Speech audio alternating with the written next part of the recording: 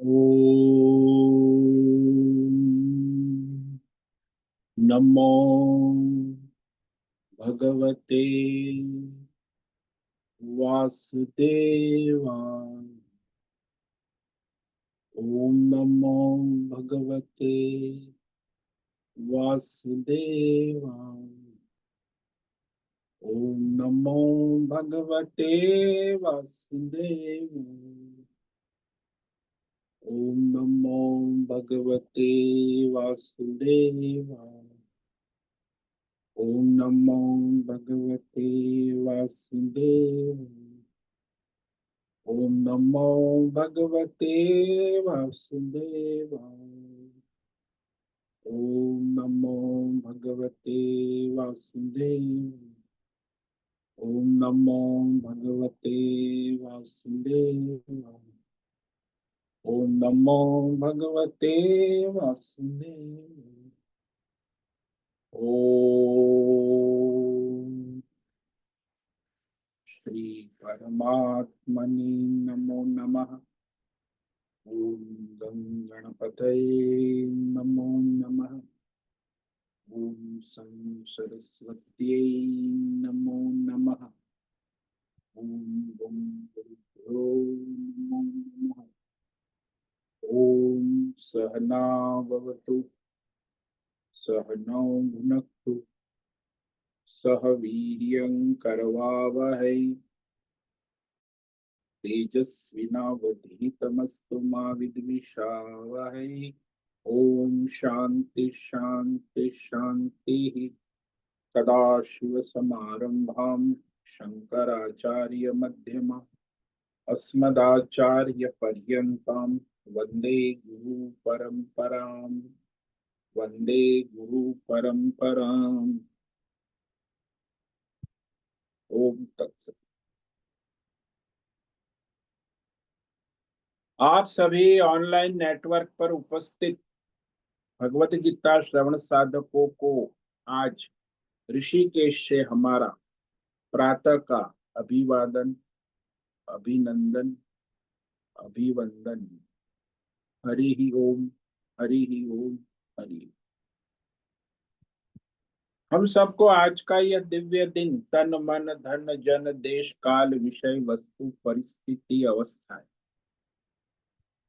व्यष्टि समष्टि अध्यात्म भौतिक दैविक क्षेत्र सभी को अपने अपने पूर्व में अनंत जन्मों में किए हुए संचित पाप पुण्य धर्म अधर्म मिश्र कर्म पके हुए फल स्वरूप वर्तमान में आज सभी अपने अपने प्रारब्ध अनुसार परमेश्वरीय अचिंत्य योग माया के माध्यम से प्रसाद स्वरूप में प्राप्त हुआ है।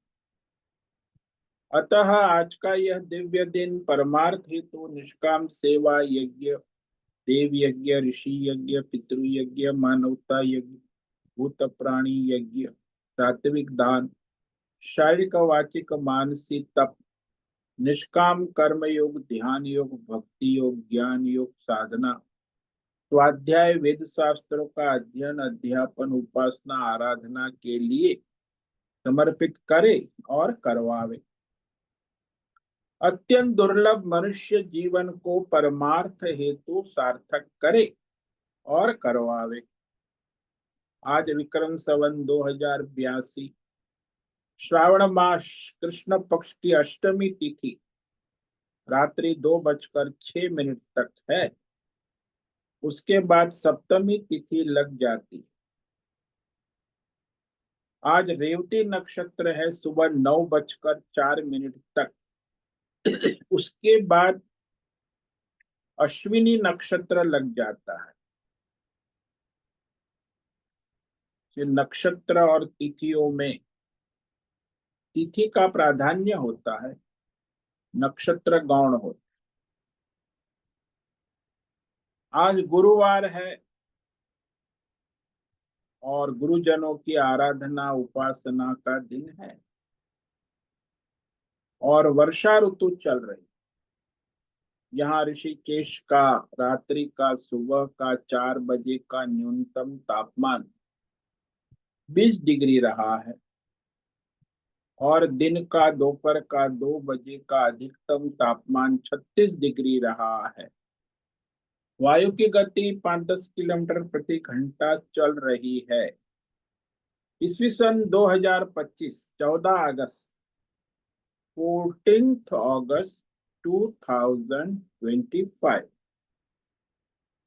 सुबह के 6:45 बज चुके हैं। कलयुग का प्रथम चरण 5126वां वर्ष, 7वां वैवस्वत मनवंतर, श्वेत वराह कल्प, ब्रह्मा जी का 26वां दिन और 51वां वर्ष अभी चल रहा है।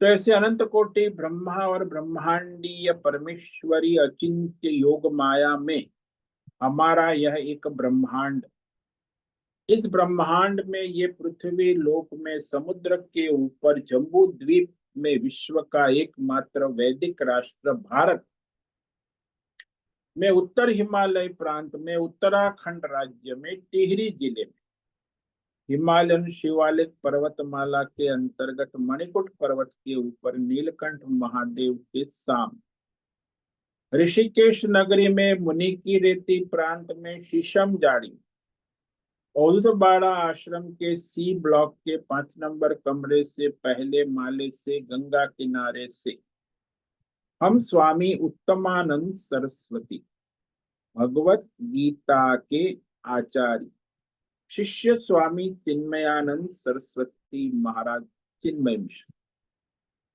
कैवल्याद्वैत वेद व्यास भगवत पाद शंकराचार्य की श्रृंगेरी संन्यास परंपरा से शिक्षित दीक्षित सनातन वैदिक भारतीय हिंदू धर्मानुसार संपूर्ण भगवद गीता ज्ञान यज्ञ ऑनलाइन चैतन्यमय जीवंत लाइव प्रसारण जूम एवं यूट्यूब के अंतर्गत व्याख्यान माला में अध्याय 13 क्षेत्र क्षेत्रज्ञ विभाग योग के श्लोक नंबर 15 पर संस्कृत एवं हिंदी में व्याख्यान करेंगे।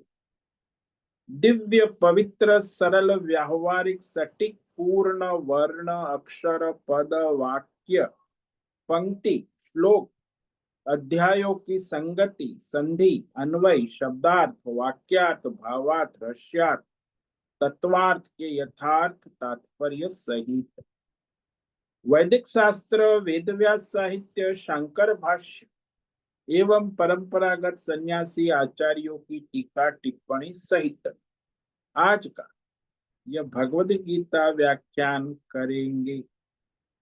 कृपया आप सभी श्रद्धा भक्ति ध्यान से परिपूर्ण होकर के यह दिव्य श्रवण साधना करें। इसमें से कुछ ग्रहण करे, कुछ धारण करे, कुछ अपने जीवन में चरितार्थ करे और उसमें निरंतरता लाए।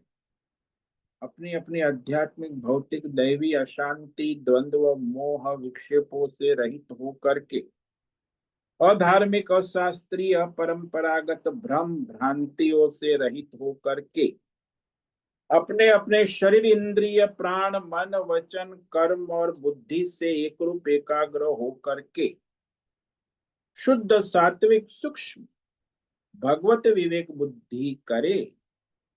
वेद शास्त्र एवं आचार्य परंपरा अनुसार विवेक करे और करवाए। पुनः पुनः इस व्याख्यान का श्रवण करे, मनन करे, चिंतन करे, लेखन करे, चर्चा विचार प्रचार प्रसार करे, लिंक भेजे, ग्रुप में शेयर, अपना और सबका परम कल्याण करे और करवावे। ओम तत्सत। ओम ओम। तो श्रीमद् भगवद गीता अध्याय 13 क्षेत्र क्षेत्रज्ञ विभाग योग के श्लोक नंबर 14 पर कल हमने विवेक विचार किया था, जिसमें भगवान क्षेत्रज्ञ परमात्मा के सगुण और निर्गुण स्वरूप की एक रूपता है। सगुण और निर्गुण में एकत्व एक रूप, तो ये भगवान ने स्पष्ट कर दिया कि सगुण और निर्गुण दोनों केवल एक ही परमात्मा का स्वरूप है। दो अलग नहीं।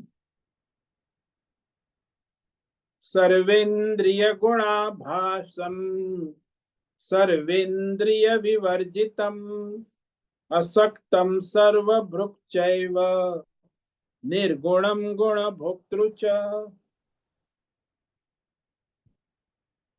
संपूर्ण इंद्रियों के विषयों को जानने वाला। तो आपके इंद्रियों के विषयों को कौन जानता है? आंख को कौन जानता है? आंख के द्वारा रूप को कौन जानता है?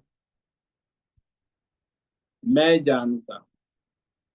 मेरी आंख में दर्द है, मैं जानता हूं। मैं आंख से धुंधला दिख रहा है, मैं जानता हूं। यानी संपूर्ण इंद्रियों के विषय और इंद्रियों को जानने वाला मैं हूं, साक्षी चैतन्य क्षेत्रज्ञ।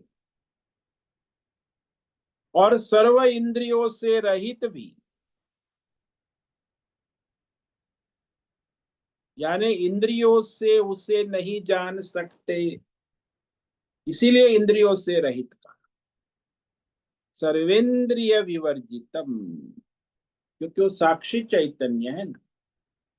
मैं हूं को आप किस इंद्रिय के द्वारा जानेंगे? आंख से, कान से, नाक से, हाथ से नहीं जान सकते। विवर्जितम कहा, इंद्रियों के द्वारा उसे नहीं जान सकते, क्योंकि इंद्रिय उसको प्रकाशित नहीं कर सकते। इंद्रिया जड़ है, वो चैतन्य में है।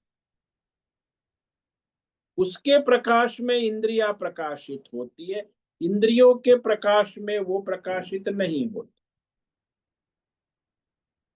इसीलिए सारे इंद्रियों से नहीं जाना जा सकता। विवर्जितम,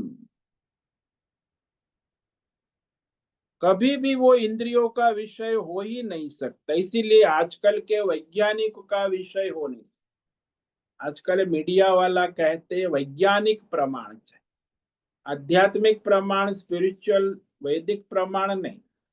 आज के बुद्धिजीवी सारे विश्व में, सभी मीडिया वाला, इंटरनेट में सबको केवल एक ही प्रमाण चाहिए, वैज्ञानिक प्रमाण। ये सबसे जड़ बुद्धि है। इंद्रियों के द्वारा ही वैज्ञानिक प्रमाण सिद्ध होता है। इंद्रिया तो जड़ है, सीमित है, और इंद्रियों के द्वारा जो प्रमाणित होता है वो भी जड़ है, सीमित। इसीलिए कभी भी दुनिया का कोई वैज्ञानिक अपनी इंद्रियों के द्वारा उस परमात्मा को अपनी लेबोरेटरी में देख जान नहीं सकता, क्योंकि वो इंद्रियों का विषय है ही नहीं। वो तो वेद शास्त्र के द्वारा जाना जाएगा ना। असक्तम, और वो असंग है, यानी सभी विषयों में उपस्थित होते हुए किसी से उसका कोई संबंध नहीं। संग रहित, चैतन्य में है ना, क्षेत्रज्ञ। जैसे बिजली का करंट है, सभी उपकरणों से जुड़ा हो, फिर भी असंग है। उसे किसी बिजली के उपकरणों का संग नहीं।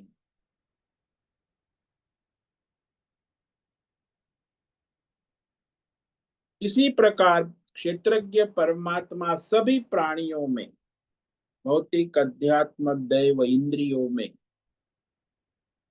क्षेत्र में असंग रहता है।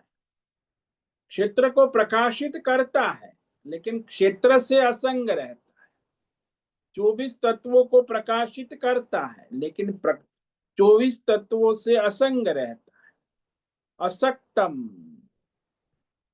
आकाशवत, जैसे आकाश सबके भीतर बाहर रहता है, लेकिन सबसे असंग रहता है। आकाश न वायु का संग करता है, न अग्नि का, न जल का, न पृथ्वी का, न संसार के किसी भी प्राणी का। सबके भीतर बाहर है, फिर भी सबसे असंग रहता है, सब में व्याप्त रहता है। वैसे ही परमात्मा भी सारे क्षेत्र में भौतिक अध्यात्म दैव सब में असंग रहता है, संबंध रहित रहता। परमात्मा का किसी भी विषय के साथ कोई संबंध नहीं रहता। वह क्षेत्रज्ञ परमात्मा सर्वभूत, वह सबको धारण पोषण करने वाला भी है।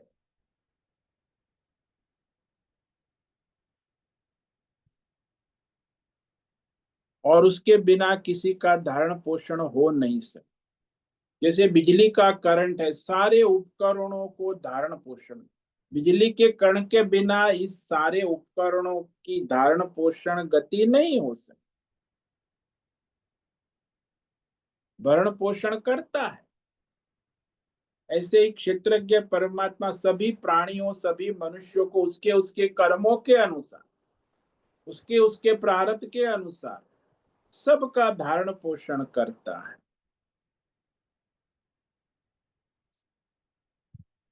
निर्गुणम च गुण भोक्तृ च, निर्गुण होने पर भी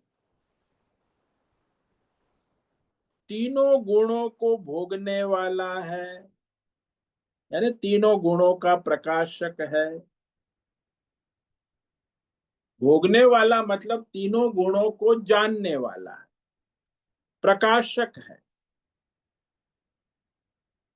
तीन गुणों से निर्गुण है, फिर भी तीनों गुणों को जानता है, प्रकाशक है। इस प्रकार कहने के बाद अब क्षेत्रज्ञ परमात्मा सर्वात्मक रूप से सर्वव्यापकता का निरूपण करते हैं। ये सर्वव्यापकता जो है परमेश्वर की, काल्पनिक रूप में व्यापकता का कथन कर,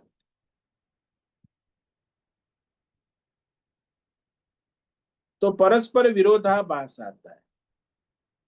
एक तरफ परमेश्वर सर्वव्यापक है,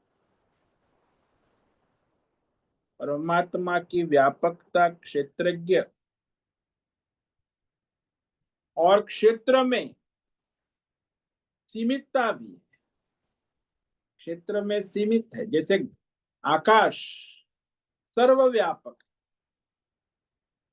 लेकिन घड़े में व्यापक है, घटाकाश कहते, लेकिन व्यापक है फिर भी घड़े में घटाकाश कहते। तो उसी तरह भगवान अभी सीमितता और व्यापकता दोनों में उसी की उपस्थिति बता रहे हैं।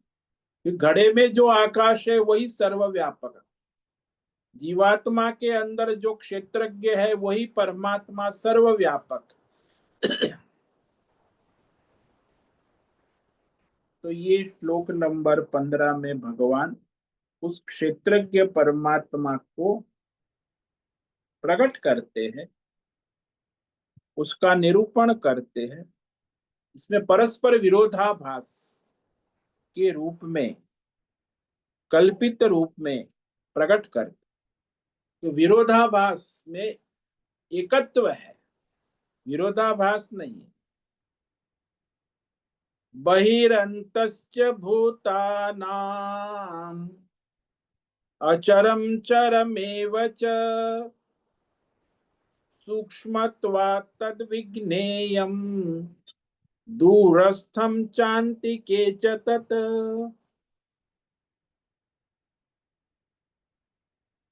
भूतानां बहिअन्तः, यानी संपूर्ण प्राणियों के बाहर भीतर ओत प्रोत रहता,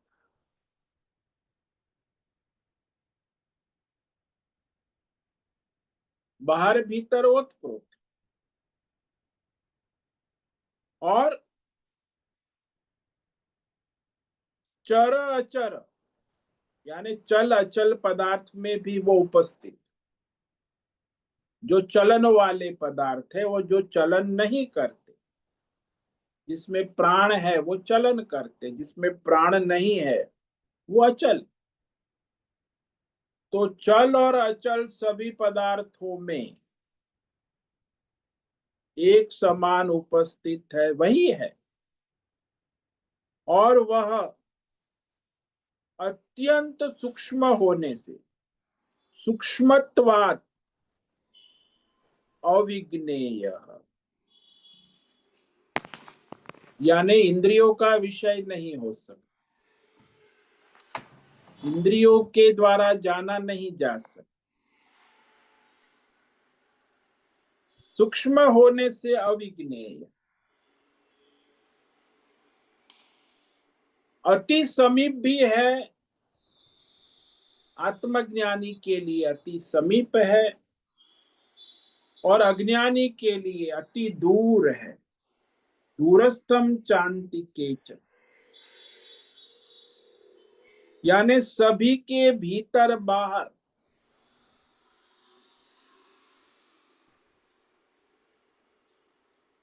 वह ओतप्रोत।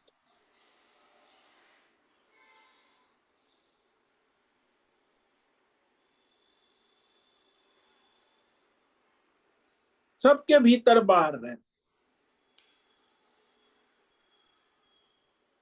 और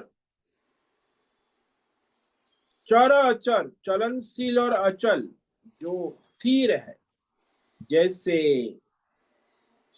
पशु पक्षी प्राणी सब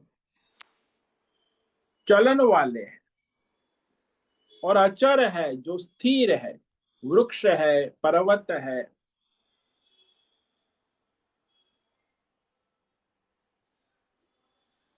तो उसमें चर अचर भी वही है।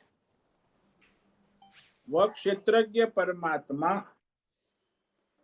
इंद्रियों का विषय न होने से, इंद्रियों का अनुभव का विषय नहीं होने से वह अत्यंत सूक्ष्म है और अज्ञानी के लिए अत्यंत दूर है और आत्मज्ञानी के लिए अपना स्वरूप ही है, अत्यंत पास है। तो सब विरोधाभास बता रहे भगवान।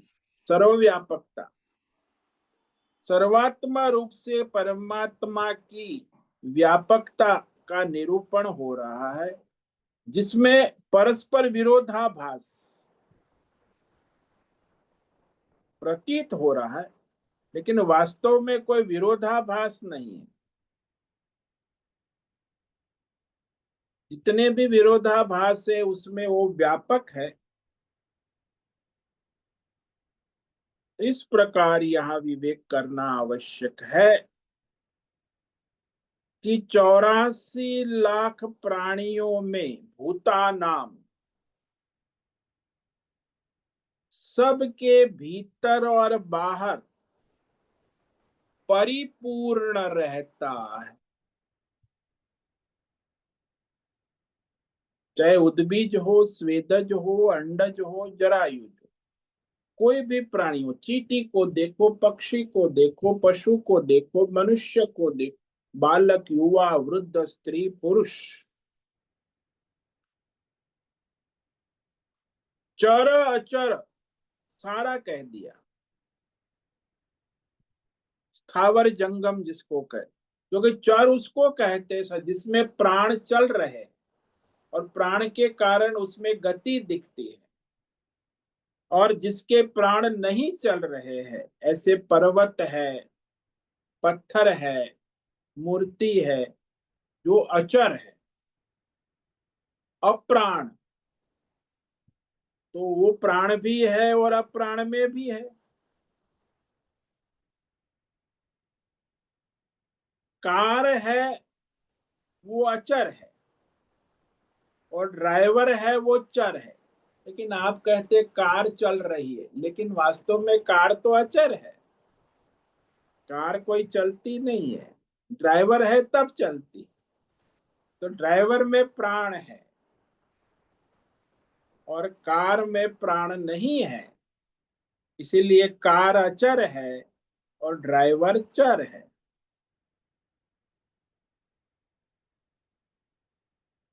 वही अंतर का अर्थ होता है कि मनुष्य जो है अपने चमड़ी के भीतर और चमड़ी के बाहर, क्योंकि मनुष्य अपने शरीर को ही सीमित बनाता है ना, कि चमड़ी के अंदर है वो मेरे अंदर है, और चमड़ी के बाहर है वो सब बाहर है। बाहर है परिवार है, पैसा है, पद है, मकान है, दुकान है, ये सब बाहर है।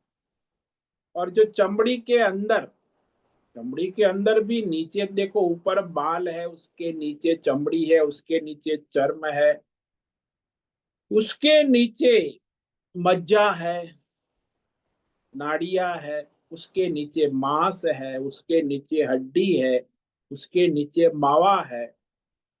तो सात धातु है। उसके अंदर भी वो, चमड़ी के भीतर भी और चमड़ी के बाहर भी और चमड़ी के बीच में भी परिपूर्ण रहता है।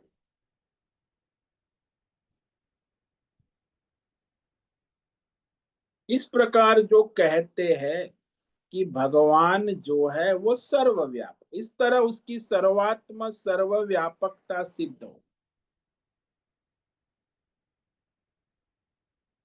अनेक विषय है, सब में हम बोलते बाहर है अंदर है, लेकिन जो बाहर आकाश है वही अंदर है, और अंदर है वही बाहर। जैसे आकाश बाहर अंदर नहीं होता, वैसे ही क्षेत्रज्ञ परमात्मा भी बाहर अंदर नहीं है, क्योंकि सर्वव्यापक है ना।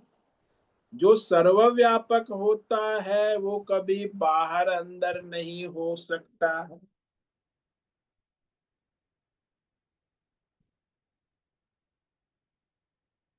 इस प्रकार यहाँ विवेक करते हैं कि वह क्षेत्रज्ञ परमात्मा, बाहर कहने पर प्रश्न होता है कहाँ से बाहर है।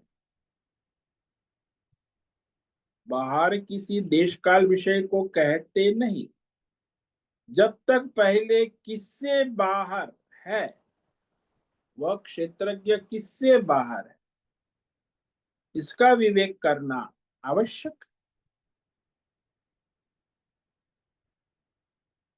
तो यहाँ भगवान ने सभी प्राणियों के भौतिक शरीर को अवधि सीमा मानकर कहा है। मनुष्य की अपनी भौतिक शरीर की सीमा है ना। तो कौन सी सीमा है? आपके भौतिक शरीर की सीमा आपके बाल और चमड़ी है। भौतिक शरीर का जो बाल और चर्म है, वहां तक हमारे भौतिक शरीर की सीमा है।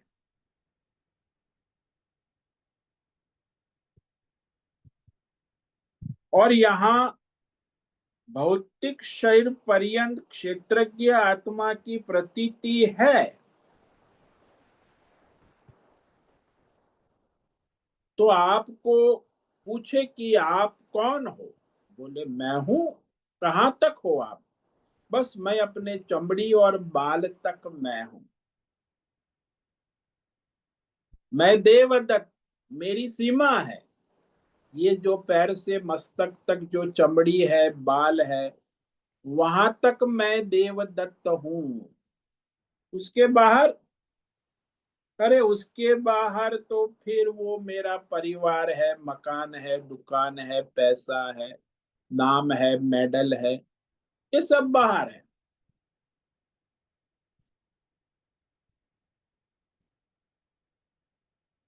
भीतर तो मैं हूं, चमड़ी तक। उसके बाहर, बाहर तो मैं नहीं। तो बाहर तो मेरा संसार है, तो उसे लोग बाहर कहते।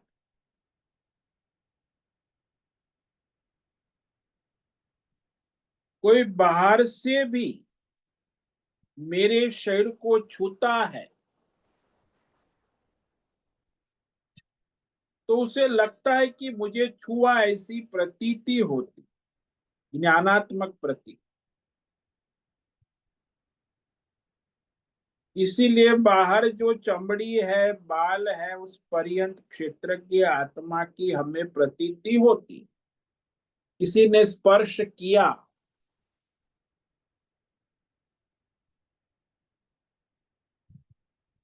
तो वह प्रतीति हमें होती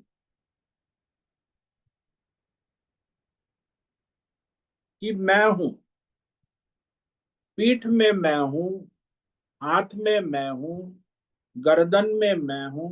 मस्तक को किसी ने छू लिया तो मस्तक में मैं हूं, वो मैं हूं की प्रतीति होती।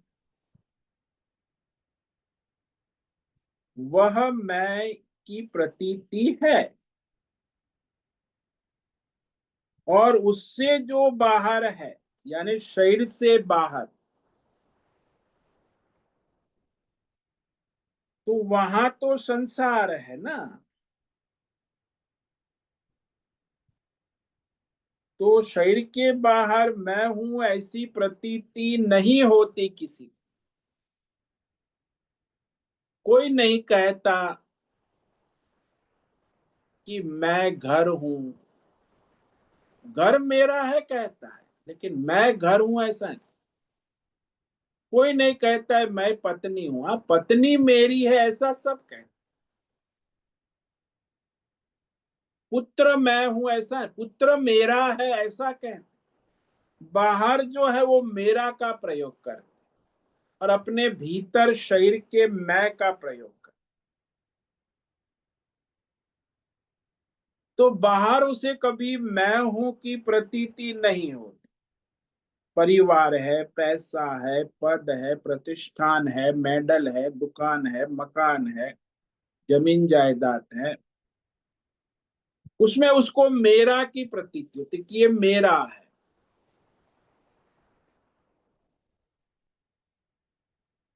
है लेकिन बाहर है। इसका अर्थ ये हुआ कि शरीर के बाहर मैं हूं की प्रतीति किसी को नहीं होती। वहां है की प्रतीति होती। ये पत्नी है, ये मकान है, ये मेरा घर है, ये मेरा पुत्र है, ये मेरा मेडल है, मेरी प्रतिष्ठा है। इस प्रकार बाहर प्रतीति होती। तो मैं हूं की प्रतीति न होने के कारण बाहर की जो प्रतीति है यह मेरी है, गौण है। क्योंकि जो कहने वाला है बाहर मेरा संसार है, वह जानता है कि वह मैं नहीं हूं।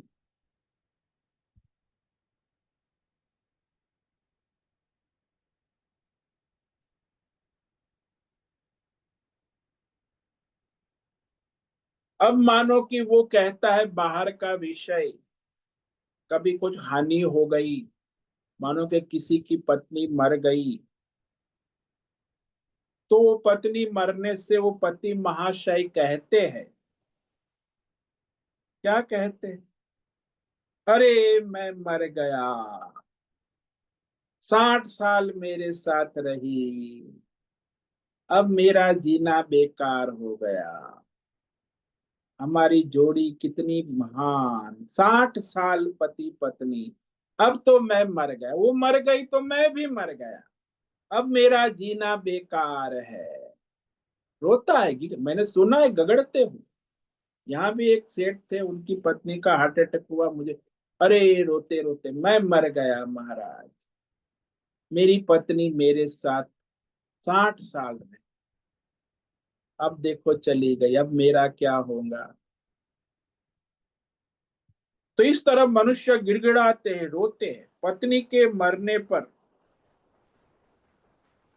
पति कहता है मैं मर गया, फिर उसको कहे चलो भाई आपकी पत्नी की अंत्येष्टि यात्रा है, तो आप तो मर गए ना, तो आपको भी अपनी पत्नी के साथ चिता पर सती कर देते हैं। चलो, झट से बैठ जाओ। पत्नी का शव तो रख दिया है, अब आप भी बैठ जाओ, ध्यान आसन लगा के ध्यान भजन पत्नी के साथ। तो चिल्लाएंगे, अरे मैं मर जाऊं। अरे भाई, एक बार तो मर गया, अब वापस कहाँ मरेगा? पत्नी के साथ चला जा, इतना प्रेम है तो क्यों रुकता है? तो उसको, पति को चिता पर रखोगे तो चिल्लाएगा और कहेगा, मैं सचमुच में थोड़ी ही मर गया हूं, पत्नी मर गई है, मैं थोड़ी मरा। तो शरीर से बाहर जो भी है उसमें मैं हूं की प्रतीति गौण है। पत्नी में जो है, परिवार में है, पैसे में, वो गौण है। मुख्य तो अपने क्षेत्र में जो है वो मुख्य है, स्थूल सूक्ष्म शरीर में। लेकिन वो जो स्थूल सूक्ष्म शरीर में मैं हूं की प्रतीति है, वो भी असत है, मिथ्या है, अनित्य है, परिवर्तनशील है। अर्थात परमार्थ तत्व ज्ञान से पहले वह प्रतीति रहेंगी। जब तक आत्मज्ञान परमात्मा क्षेत्रज्ञ में स्थिति नहीं होगी, तब तक क्षेत्र शरीर में मैं हूं की प्रतीति रहेगी कि मैं ये शरीर हूं, स्थूल सूक्ष्म शरीर मैं हूं। सबको ये प्रतीति हो। कौन है? मैं हूं। मतलब वो जो कहता है मैं हूं, मतलब मैं शरीर हूं, स्थूल सूक्ष्म। मैं क्षेत्रज्ञ हूं ऐसा नहीं कहता।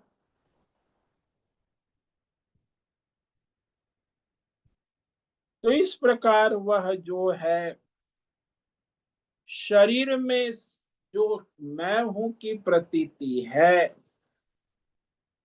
उसकी निवृत्ति केवल आत्म साक्षात्कार के द्वारा ही हो सकती। बिना आत्म साक्षात्कार के शरीर में मैं हूं की प्रतीति रहेंगी कि मैं शरीर हूं, स्थूल शरीर सूक्ष्म शरीर में मैं हूं की प्रतीति। चाहे कितना भी आप सत्संग सुन लो, चाहे कितना भी आपको शास्त्र का ज्ञान हो जाए, लेकिन आपको इस स्थूल सूक्ष्म शरीर में मैं हूं की प्रतीति बनी रहेगी। हालांकि वो जड़ है, आप नहीं है, आप तो क्षेत्रज्ञ है, वो तो जड़ है।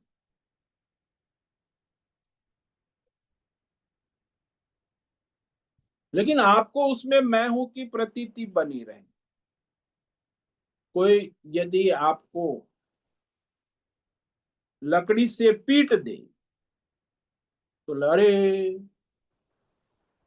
मुझे मार दिया, मुझे मारा, चिल्लाने लगे, लकड़ी से मारा।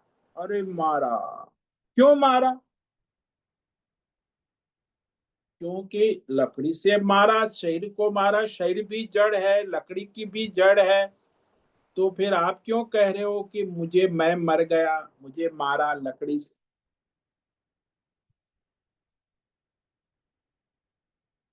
क्योंकि शरीर के साथ तादात्म्य में है मैं हूं।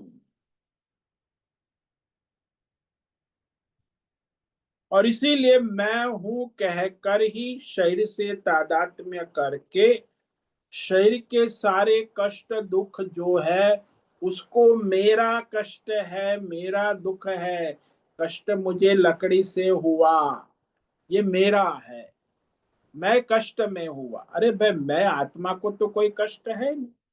आप ऐसा कह सकते कि मेरे शरीर को छाले पड़ गए, शरीर को कष्ट है, लेकिन मैं कष्ट में हूं, ऐसा कहते तो मिलावट होगी।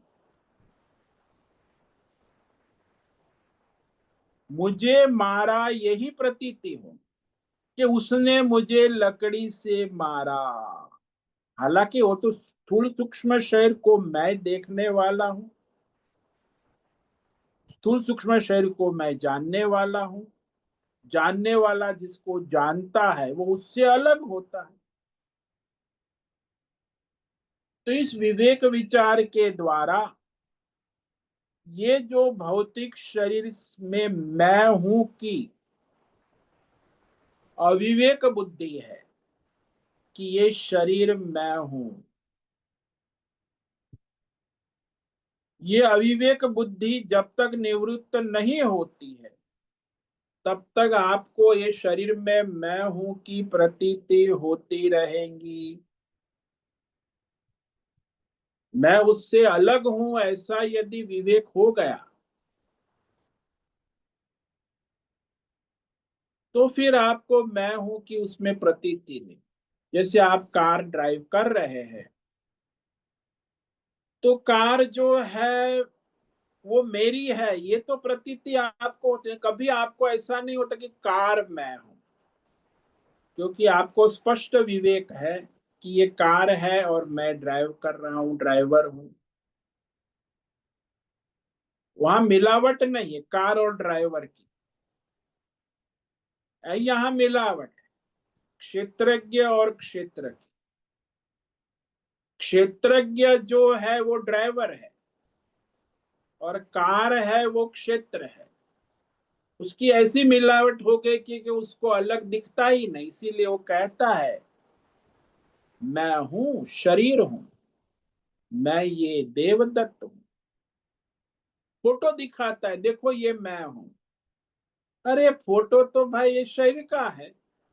आजकल तो डिजिटल जमाना आ गया, चाहे जितने फोटो खींच लो, खींचा लो, भेज लो, ऑनलाइन शेयर करो,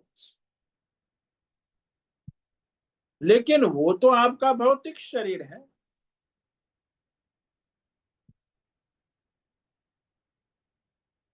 वो शरीर को मैं जानने वाला हूँ, शरीर से मैं अलग हूँ और मैं क्षेत्रज्ञ हूँ, ये क्षेत्र है ऐसा विवेक जिसको हो गया सूक्ष्म,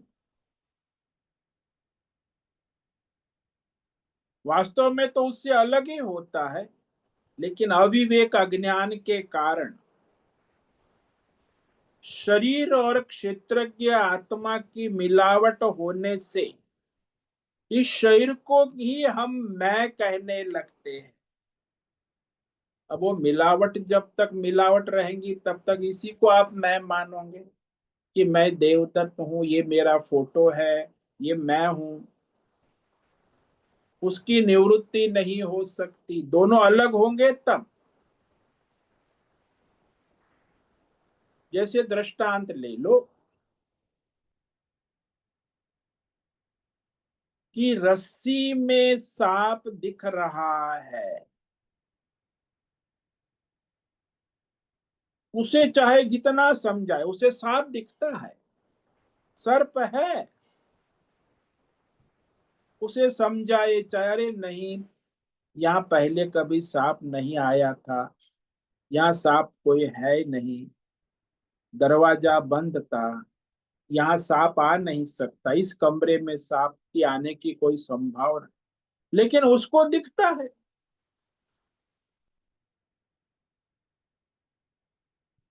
पर ये सारा विवेक विचार होने के बाद भी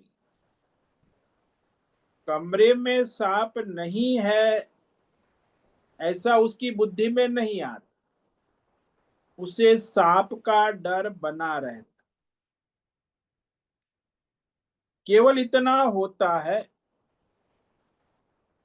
कि शायद नहीं होगा, परंतु हो भी सकता है।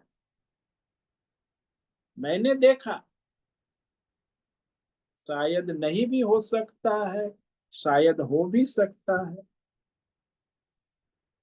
लेकिन जब उसे कमरे में प्रकाश डालकर दिखाया जाता है और उचित प्रकाश से पूरा कमरा उसे स्पष्ट दिखा दिया जाता है, प्रकाश होता है, तो वहां एक रस्सी का टुकड़ा पड़ा हुआ दिख रहा है। अब उसे मूल तत्व का विवेक, अरे ये तो रस्सी का टुकड़ा है जिसको मैंने भ्रम से सर्प मान लिया था। अब उसे ज्ञान पक्का हो गया। पहले तो संशय था, और जैसे ही उसे रस्सी का टुकड़ा स्पर्श अपनी आंखों से प्रकाश में देखा, तो उसका सर्प का भय निकल गया। अभी उसमें कोई संभावना नहीं है, सर्प का भय नहीं रहे। अब उसे कहे कि तू जो सर्प देख रहा था ना, वो रस्सी के यहाँ आगे देख, यहाँ तुझे मुख दिख रहा था, ये रस्सी के पीछे तुझे पूंछ दिख रही थी, ये सारा जो रस्सी में तुझे सांप दिख रहा था, तो यहाँ सांप की पूंछ दिख रही थी, यहाँ सांप का मुख दिख रहा था। परंतु कहते हुए भी उसको पता है कि यहाँ सांप था ही नहीं, मैंने देखा तभी भी सांप था ही नहीं।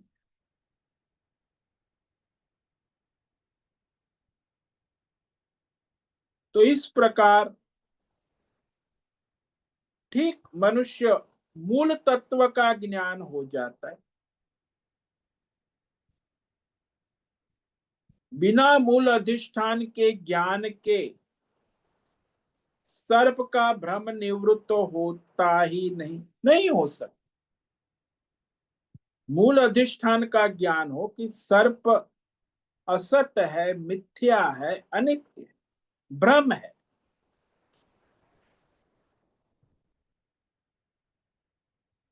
कब पता चला?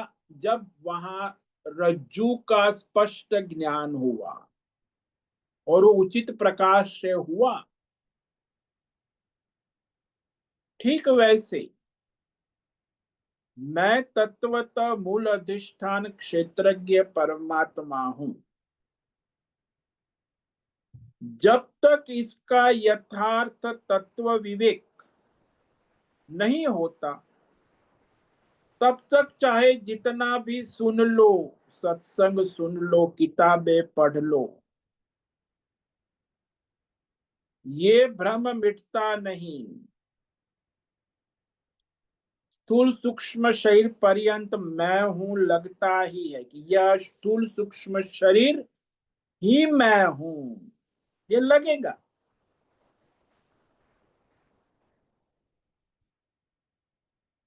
लेकिन वास्तव में जिसको विवेक हो गया, उसने स्थूल सूक्ष्म शरीर से अपने क्षेत्रज्ञ का आत्मज्ञान के द्वारा स्पष्ट विवेक जिसकी बुद्धि में जागृत हो गया है, वो अपने को क्षेत्र से अलग देखता है।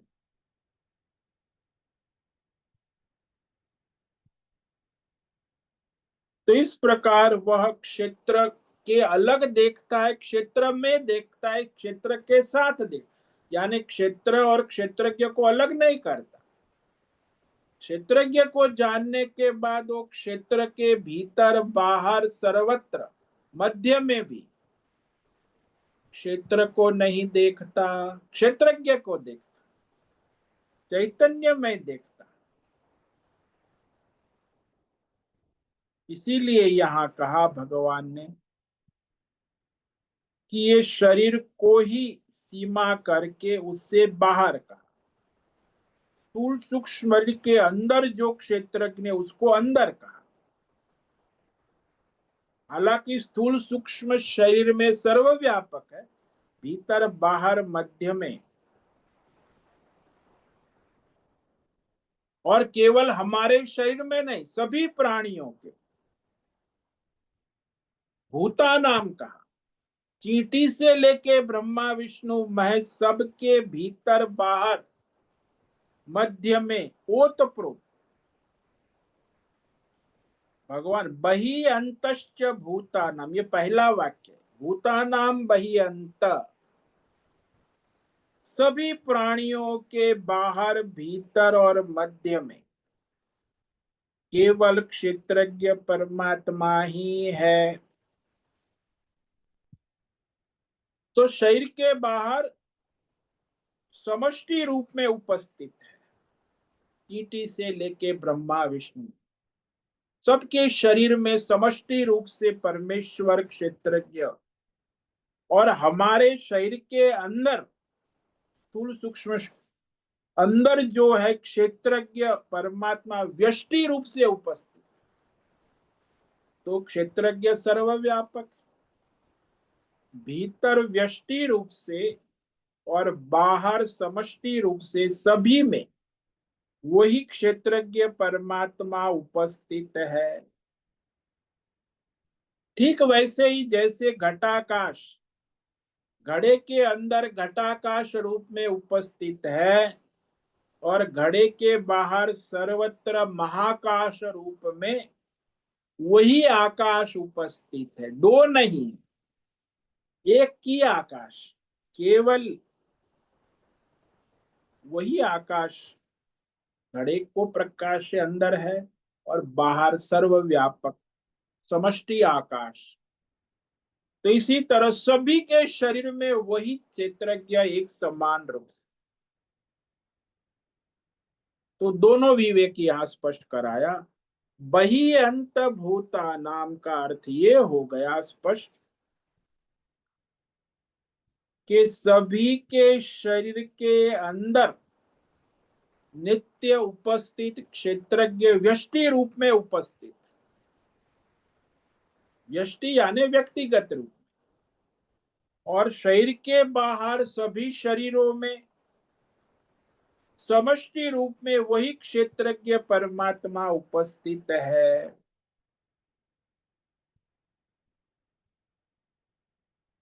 तो बाहर अंदर कहा तो बीच में भी, तो बीच में भी मान लो बाहर भीतर का विभाग, तो बीच में भी है। वो कहते हैं चरम अचरम। तो इस पर हम कल विचार करेंगे। तो ये सारा जो भगवान अपनी सर्वव्यापकता का क्षेत्रज्ञ की एक सीमित नहीं है, सर्वव्याप। इसीलिए जो आत्मज्ञानी महात्मा होता है उस सर्वत्र सब में परमेश्वर नारायण को देखता है, अनुभव कर जानता है, उनको भेदभाव नहीं रहता। तो आज हमने एक वाक्य पर विचार किया इस श्लोक में, भूतानाम बहि अंतः, सभी प्राणियों के भीतर बाहर, भीतर व्यष्टि रूप में और बाहर समष्टि रूप में वही क्षेत्रज्ञ परमात्मा उपस्थित रहता है, परिपूर्ण रहता है।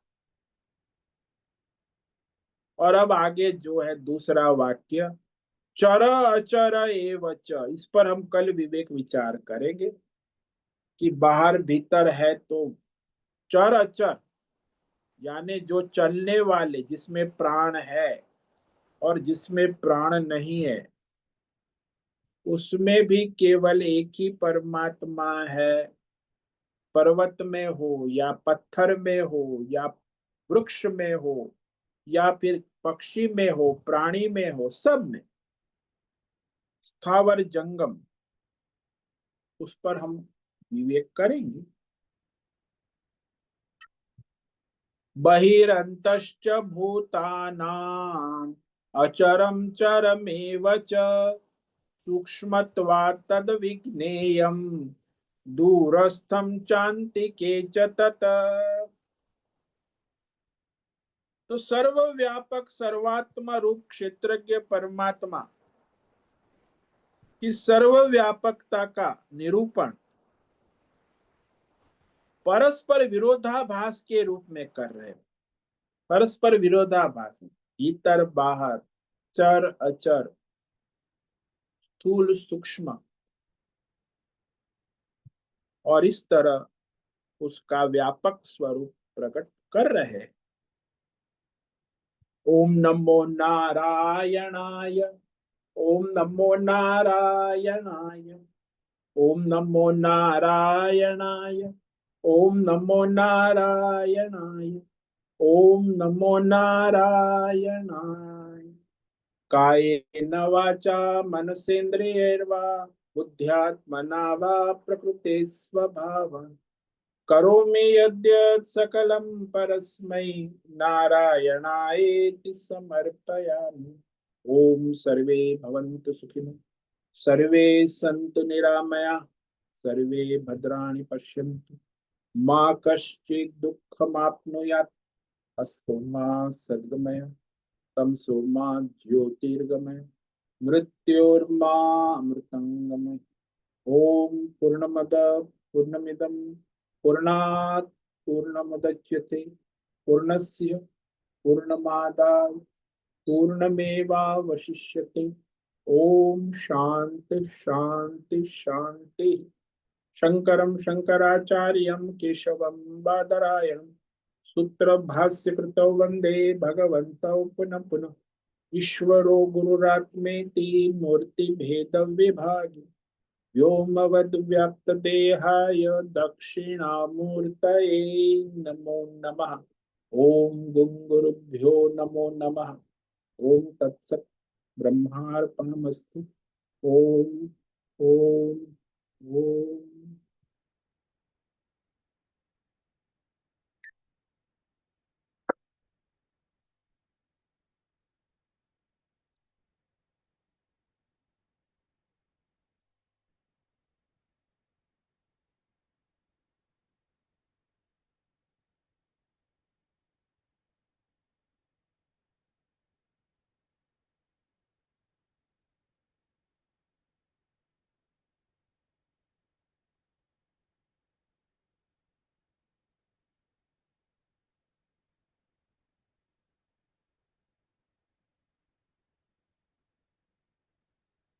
अभी प्रश्नोत्तरी का समय है। कोई भी साधक प्रश्नोत्तरी करना चाहे वो कर सकते हैं।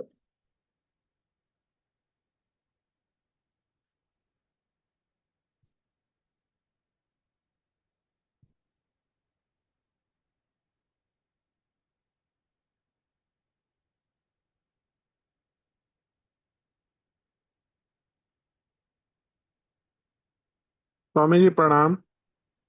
हाँ जी नीरज। स्वामी जी, जैसे हम लोग ज्ञान के स्तर पर, बौद्धिक स्तर पे तो ये स्पष्ट रूप से समझ पाते हैं कि परमात्मा ही व्यापक है, और जान भी रहे हैं, समझ भी रहे हैं। लेकिन यथार्थ के धरातल पे जब उतरते हैं, प्रैक्टिकल उसमें जब हम लोग शांत होकर ध्यान में बैठते हैं, तो एक व्यापकता, मतलब एक निर्गुण निराकार की स्थिति का अनुभव तो आता है। लेकिन उसका जो एक स्पष्ट बोध है, उसके लिए क्या करें? देखो बात यहाँ ऐसी है कि तत्वतः मैं मूल अधिष्ठान क्षेत्रज्ञ परमात्मा स्वरूप हूँ। ऐसी बौद्धिक अनुभूति नहीं, वास्तविक अनुभूति। यानी जब तक इसका यथार्थ तत्व साक्षात्कार आत्मज्ञान नहीं होता, तब तक चाहे आप बुद्धि से कितना भी विवेक कर लो, ये भ्रम मिटने वाला नहीं है। वो तो भ्रम रहेगा। इसके लिए फिर भगवान ने कहा ना इसी अध्याय में 7वें श्लोक से 11 क्वालिफिकेशन करना होगा। अमानित्वम अदम्भित्वम अहिंसा क्षांति आर्जवम आचार्योपासनम सौ स्थैर्यम आत्म विनिग्रह इंद्रियार्थेषु वैराग्यम अनहंकार एव च। जन्म मृत्यु जरा व्याधि दुख दोषानुदर्शनम अशक्तिरनभिष्वंग पुत्र दारक। तो इस तरह ये 20 साधन। अब ये 20 साधन साधना आपके जीवन में चरितार्थ होंगी, व्यवहारिक, तब आपको ये यथार्थ अनुभव हो, तब तक नहीं होगा। ये 20 साधन साधना अनिवार्य। बौद्धिक समझ गए तो क्या है, लेकिन साधन साधना तो करना अनिवार्य है। आप बौद्धिक रूप से समझ लो कि ये जो पालक पनीर की सब्जी की रेसिपी, तो क्या रेसिपी का स्वाद आने लगेगा? आपको बौद्धिक रूप से समझ में आ गया? रेसिपी सारी देखा अपनी आंखों से, उसका वीडियो भी देखा, वीडियो भी बनाने का वीडियो भी देखा, उस रेसिपी का वीडियो भी देखा, पढ़ा भी। उस शेफ बना रहा है, आपने देखा। देखने से क्या आपको सुगंध आने लगेगी पालक पनीर? नहीं, आपको स्वयं साधन साधना करनी है। आपके किचन में सब जो कहा उस अनुसार रेसिपी तैयार करेंगे, तब वो पालक पनीर की सुगंध आएंगी और वो प्लेट में लोगे, तब उसकी चम्मच से खाओगे, तब उसका रसास्वादन हो। नहीं तो हो नहीं सकता। अभी आजकल ये जो ब्रह्म ज्ञान है यही है, आप लोग किताब पढ़ते हैं, वीडियो सुनते हैं, ये तो सब सुनने पढ़ने की बात है। साधन क्या कर रहे हो? वही तो साधकों की बड़ी समस्या है ना। मैं देखता हूँ 90% साधक साधना में चौपट है। ये 20 में से मैं कहूँ दो दो गुण भी मिलना मुश्किल है।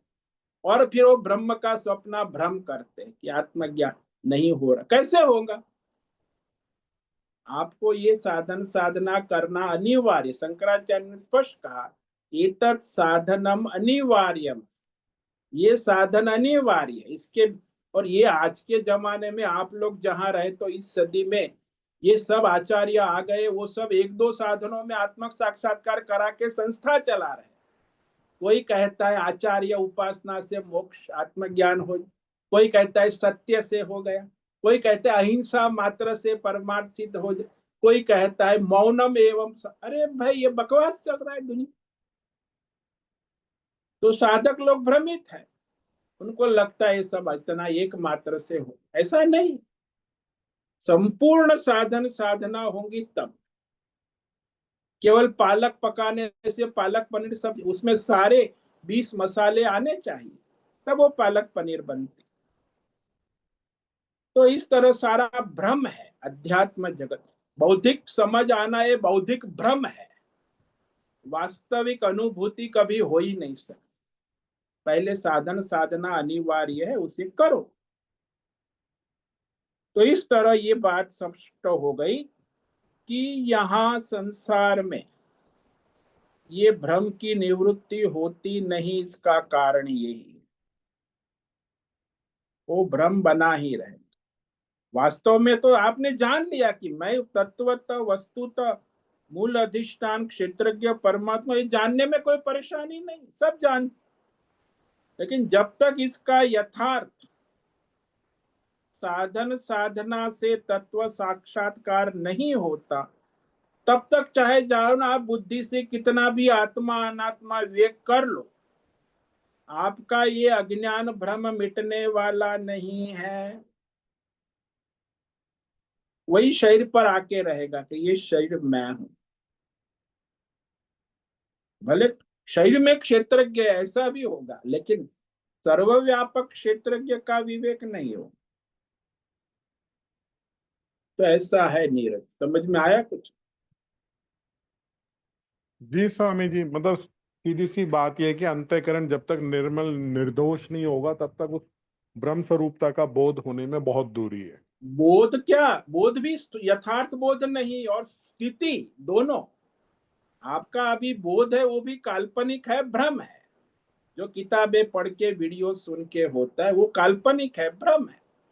यथार्थ बोध और यथार्थ स्थिति अनुभूति, जब तक आपका अंतकरण शुद्धि के लिए 20 साधन अनिवार्य है, उसके बिना अंतकरण शुद्ध नहीं होगा। अरे आप स्नान करने जाते हो तो भी आपको कहते बिना पानी के बिना साबुन के आपका शरीर शुद्ध होगा? बिना रगड़े हुए तो खाली पानी डाल के शरीर शुद्ध नहीं होता। साबुन भी लगाना है, रगड़ना भी है, तब तो शरीर शुद्ध हो। साधना करनी पड़ती है शरीर शुद्धि के लिए, साधना करनी। तो अंतकरण शुद्धि तो सूक्ष्म है ना, उसके लिए साधना अनिवार्य है। वो तो कोई करना चाहते नहीं, सीधा डायरेक्ट, ऐसा कोई डायरेक्ट सिस्टम नहीं है। इसलिए साधन साधना अनिवार्य हो। बाद में जी तो सहज स्वामी। है, आपका अंतःकरण शुद्ध हो गया तो आपकी स्थिति बन जाएगी, उसमें कोई क्षण नहीं लगे। परिश्रम यहाँ है, साधन साधना अंतःकरण शुद्धि में। वही परिश्रम करना नहीं चाहते, कुछ छोड़ना नहीं चाहते, कुछ त्याग करना नहीं, तो बस पकड़ के रहो माया को, फिर कहां से होगा।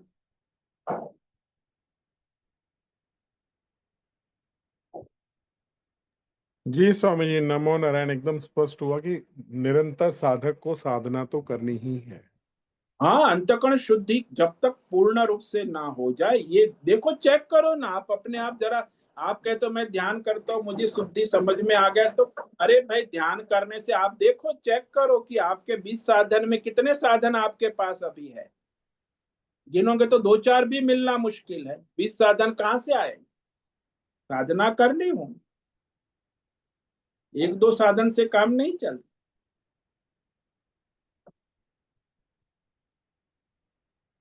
जी स्वामी जी, नमो नारायण। ओम नमो।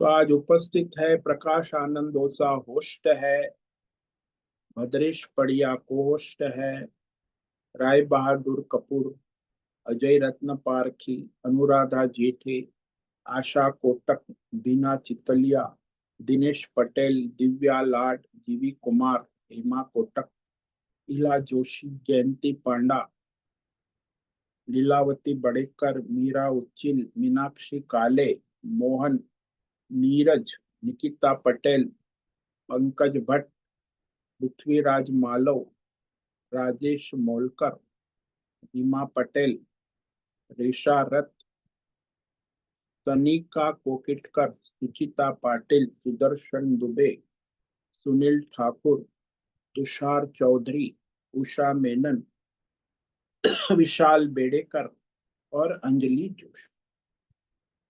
तो इतने साधक उपस्थित है। इसमें से कुछ साधक जो है समय पर आते हैं,